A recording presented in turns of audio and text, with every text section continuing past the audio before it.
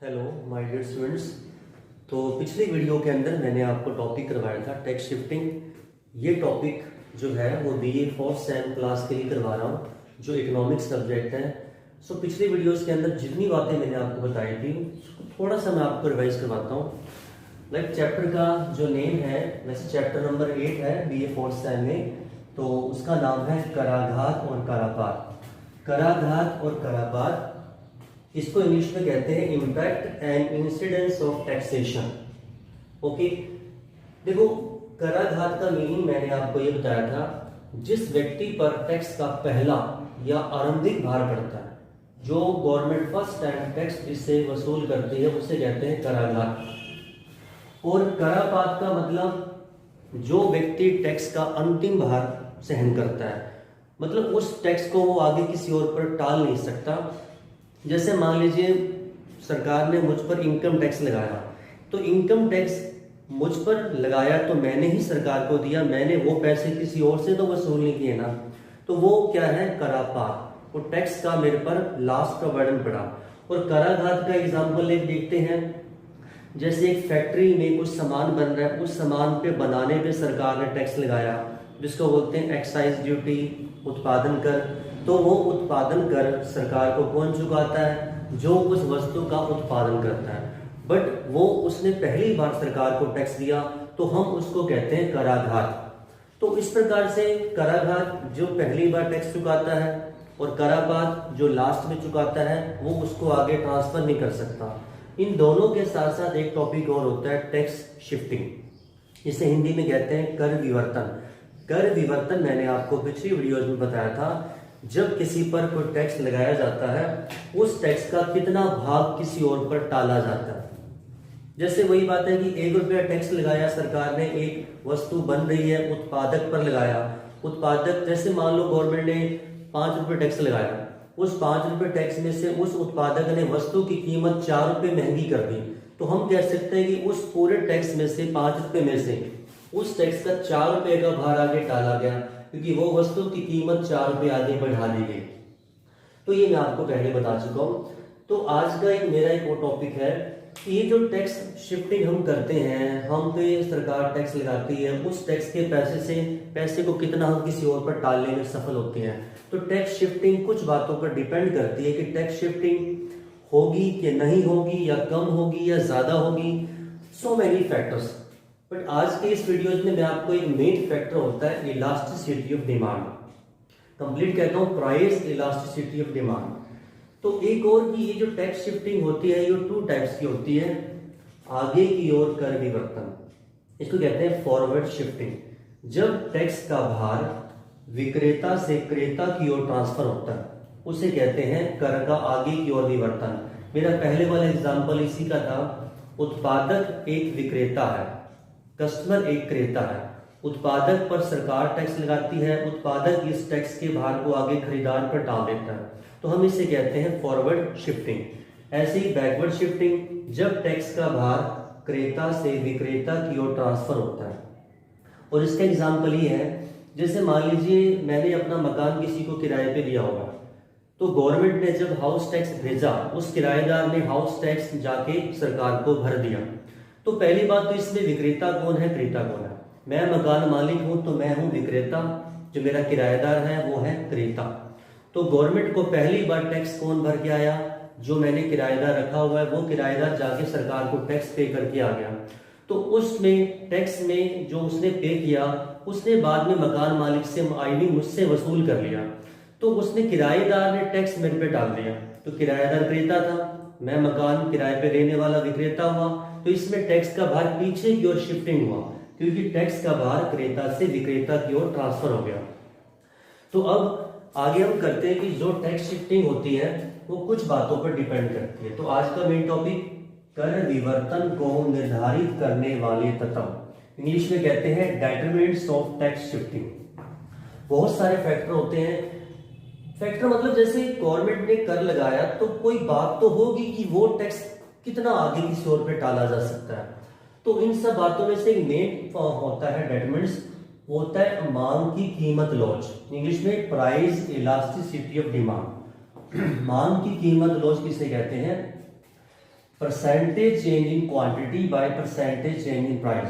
मैं इसको सिंपल समझाता हूँ। मान लीजिए आप मार्केट में गए और उस प्रोडक्ट का प्राइस कुछ परसेंट चेंज हुआ, पर आपने उसके रिगार्डिंग क्वांटिटी में कितने परसेंट चेंज किया, उन दोनों के प्रोपोर्शन को बोलते हैं।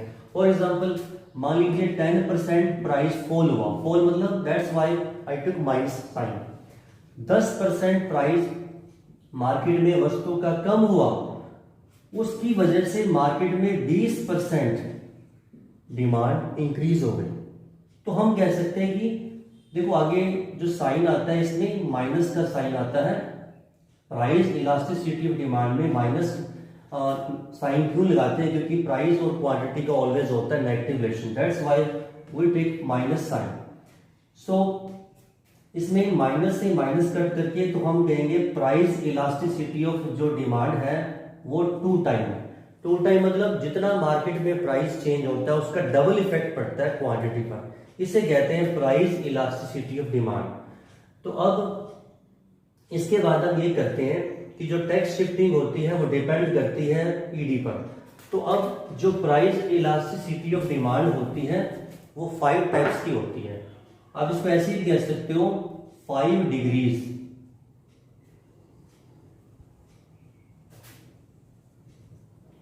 5 degrees of price elasticity of demand.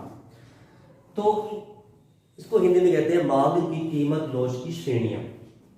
ये 5 प्रकार की होती हैं। अब जब तक हमें ये नहीं पता होगा कि इसकी डिग्रीज 5 टाइप्स की कौन सी होती हैं, उसके बाद ही हम इसको टैक्स शिफ्टिंग को समझा पाएंगे। जैसे फॉर एग्जांपल मैं इन 5 डिग्रियों को एक डायग्राम में शो करता हूं। तो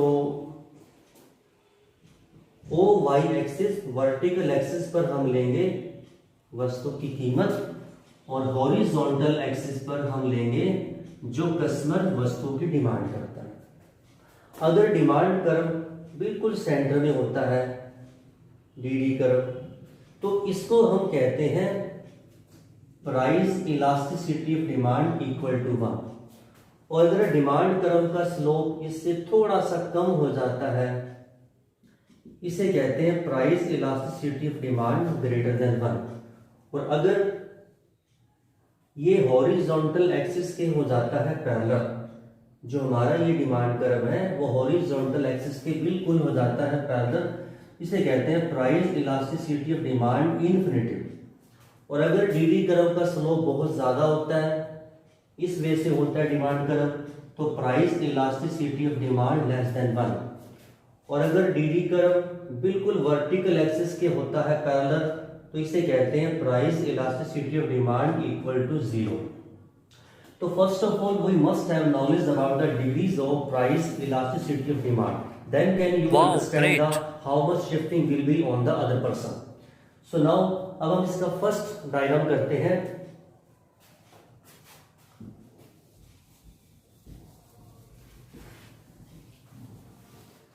तो फर्स्ट मेरा डायग्राम है if there is a price elasticity of demand greater than 1।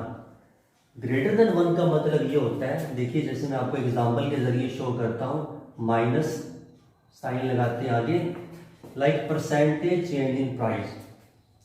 किसी प्रोडक्ट का प्राइस 5%, माइनस का निशान तो लगाएगी, 5% कीमत कम हो जाती है और उस प्रोडक्ट की डिमांड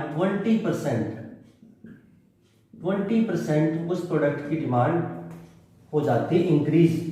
तो इस प्रकार से हम इसको सोल्व करेंगे तो ये आता है 4। Elasticity of price greater than 1, क्योंकि 4 है इलास्टिसिटी ऑफ डिमांड, तो इसको आप पहले ऐसे लिख लीजिए, ईपी का आंसर आया 4। और elasticity of price greater than 1 है क्योंकि जो ये 4 आंसर आया 4 1 से ग्रेटर देन है। तो अब इस टॉपिक के ऊपर हम इसका डायग्राम बनाते हैं कि जब price elasticity of demand greater than 1 होती है तो टैक्स शिफ्टिंग कैसे होती है। देखिए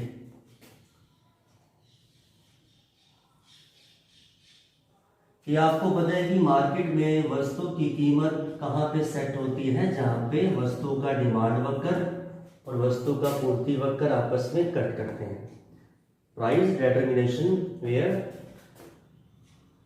first of all because we have condition price elasticity of demand greater than 1.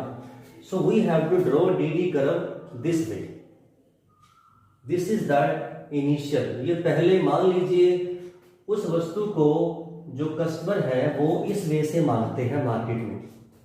तो डिमांड कर्व सबसे पहले आपको ध्यान रखना है, क्योंकि हमारा टॉपिक चल रहा है कि टैक्स शिफ्टिंग डिपेंड करती है इलास्टिसिटी ऑफ डिमांड पर। So according to condition elasticity of demand greater than 1 है, तो DD curve will be this one. Now normal supply curve positive. So सबसे पहले मार्केट में बिना टैक्स लगने, अभी तक टैक्स की बात नहीं कर रहा, तो जो आरंभिक कीमत होती है वस्तु की मार्केट में, डिमांड और सप्लाई आपस में ई बिंदु पर कट करते हैं। प्रोडक्ट का प्राइस ओपी सेट होता है और क्वांटिटी ओक्यू। सो ये इसको बोलते हैं equilibrium points. OP is the equilibrium price, OQ is the equilibrium quantity. Now if government impose the tax from R to T point, R to T point, so क्या होता है कि जब देश की गवर्नमेंट टैक्स लगाती है तो टैक्स लगाने से प्रोडक्शन पर इफेक्ट पड़ता है।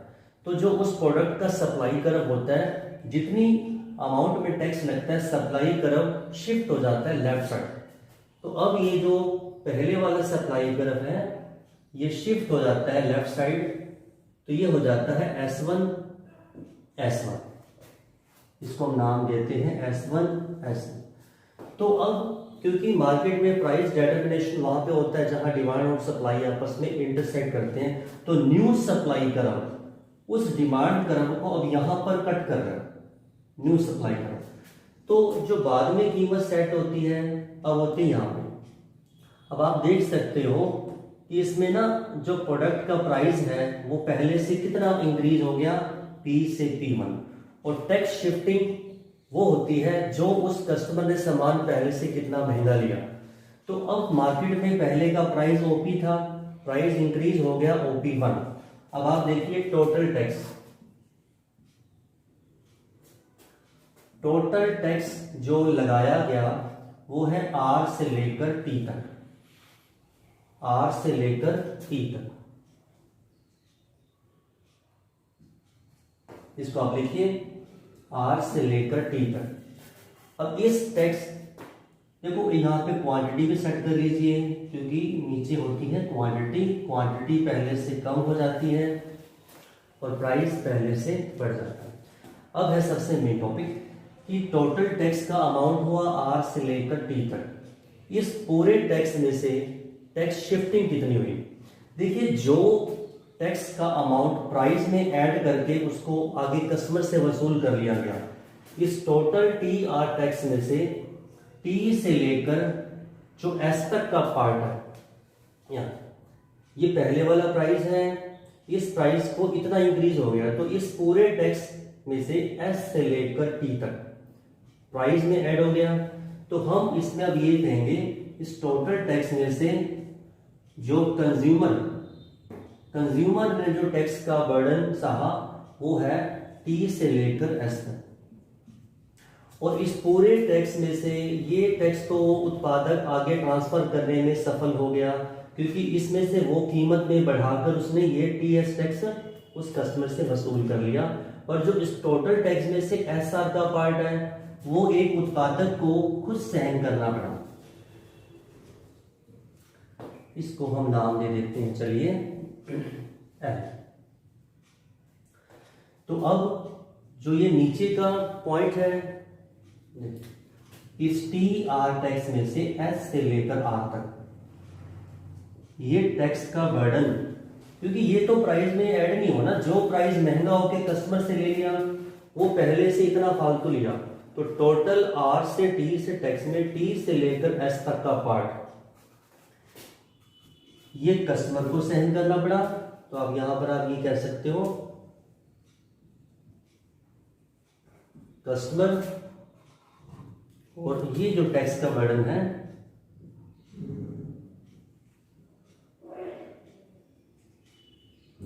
अब यहां पे इसको करते हैं। देखिए एक प्रोड्यूसर ने उस टैक्स का कितना जो बर्डन सहन किया एस से लेकर आर तक। अब आप देख सकते हो कि टोटल टैक्स है आरटी में दो पार्ट हो गए, TS plus SR, TS plus SR.